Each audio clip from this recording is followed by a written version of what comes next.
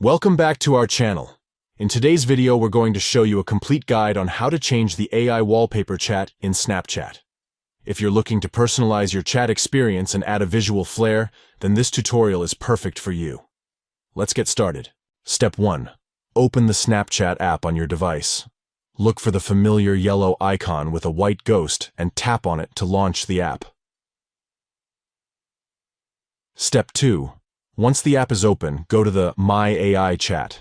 You can find it by tapping on the chat icon and selecting My AI from the list of your conversations. Once you're in the chat, tap on the picture to access your AI profile options. Step 3. Within the AI profile options, you'll see the Wallpaper section. Tap on it, and then tap on Change Wallpaper to proceed. Step 4. Now it's time to select a suitable wallpaper for your AI chat. You can either choose from the available wallpapers or generate one if you have Snapchat Plus.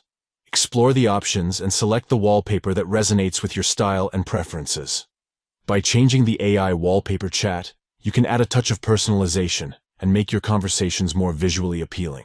Feel free to experiment with different wallpapers until you find the one that best suits your mood and aesthetic. Thank you for watching, and we'll catch you in the next video.